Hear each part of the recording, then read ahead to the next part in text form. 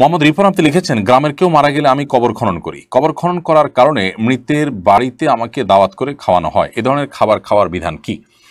ভাই রিপন, কবর খনন করা এটা তো প্রত্যেকটা এলাকার মুসলমানদের উপরে ফরজে কেফায়া পর্যায়ের কাজ। অর্থাৎ প্রত্যেক এলাকার মানুষই তারা কবর খননের কাজ করবেন। যে কোনো মানুষ মারা যায় সে মানুষকে কবরস্থ করবেন, তার জন্য প্রয়োজনীয় সব উদ্যোগ গ্রহণ করবেন।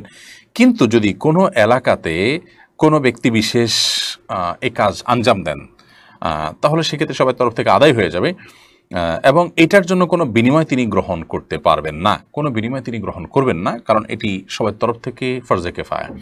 হ্যাঁ, কোনো প্রতিষ্ঠান যদি উদ্যোগ নিয়ে কোনো শ্রমিক ভাড়া করে তার তরফ থেকে, বা কোনো ব্যক্তি উদ্যোগ নিয়ে তার তরফ থেকে শ্রমিক ভাড়া নিয়ে কাজটা করায়, তাহলে সেক্ষেত্রে শ্রমিক তার পারিশ্রমিক গ্রহণ করতে পারেন। দুই জিনিস কিন্তু।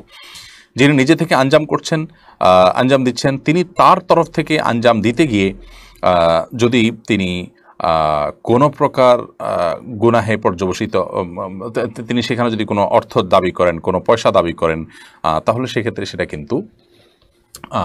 কিন্তু তার জন্য জায়েজ হবে না।